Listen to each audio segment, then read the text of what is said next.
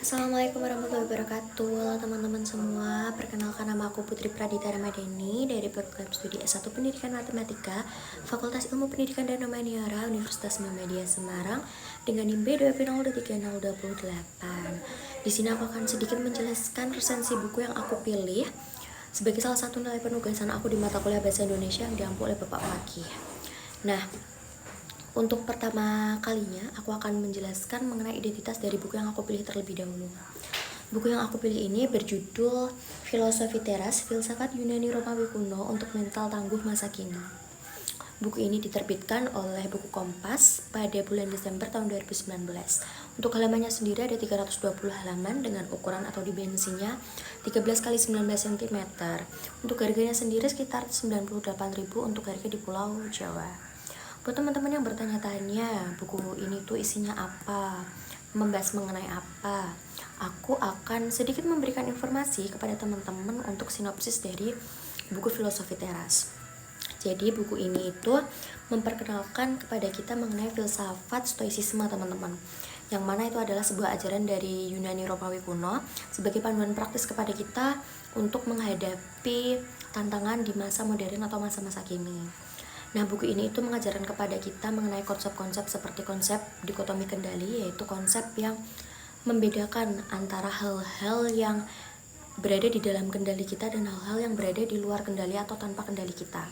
Juga buku ini itu mengajarkan kepada kita bagaimana cara kita untuk menghadapi dan mengontrol emosi negatif kita secara lebih rasional lagi, teman-teman. Berbicara mengenai resensi buku, aku akan memberikan kelebihan dan kekurangan dari buku ini, tapi menurut argumen atau pandangan dari aku pribadi, teman-teman. Untuk kelebihannya, yang pertama itu menurut aku buku ini bahasa yang dipilih itu tuh termasuk ringan dan mudah dipahami. Kenapa aku bilang seperti itu? Karena ketika kita berbicara mengenai filsafat, pasti pemilihan katanya itu terlalu tinggi, teman-teman. Jadi untuk kita para pemula itu pasti bahasa-bahasa yang dipilih itu terlalu awam. Tapi buku ini enggak, teman-teman. Buku ini itu menggunakan bahasa yang ringan, jadi kita para pembacanya dapat mudah memahami, apalagi untuk yang para pemula mempelajari mengenai filsafat. Kemudian relevan juga dengan kehidupan sehari-hari, karena di buku ini itu mengaitkan atau menghubungkan ajaran stoik dengan situasi di kehidupan sehari-hari kita.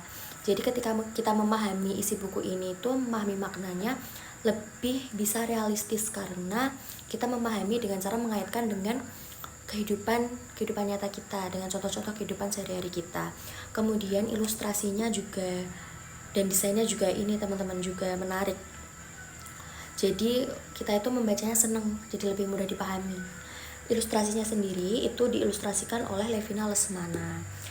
Berbicara mengenai kelebihan, pasti ada juga kekurangan. Untuk yang pertama, menurut aku kekurangannya itu seperti tadi yang aku katakan, kalau untuk para pemula itu ini mudah dipahami, begitu pula sebaliknya untuk para pembaca yang sudah mempunyai latar belakang sebagai filsafat, buku ini itu pembahasannya menurut mereka mungkin ya, teman-teman, itu terlalu ringan dan kurang mendalam. Kemudian juga beberapa konsepnya itu terlalu disederhanakan, teman-teman, seperti pendekatan narasinya itu terlalu ringan, jadi kadang-kadang terasa terlalu menyederhanakan gagasan stoicisme yang udah dituangkan ke dalam buku ini, sehingga beberapa konsep mungkin gak bisa dijelaskan secara mendalam dan lebih detail lagi. Kemudian repetisi dalam pembahasannya itu terdapat beberapa pengulangan, jadi memperlambat ritme kita dalam pembacaan, seperti itu. Mungkin itu aja sedikit review dan sedikit informasi mengenai resensi buku yang telah aku pilih, yaitu buku Filosofi Teras.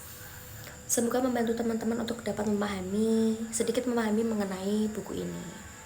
Sekian dari saya, kurang lebihnya mohon maaf. Nun wal qalami wa ma yasturun, billahi fisabilil haq fastabiqul khairat. Wassalamualaikum warahmatullahi wabarakatuh.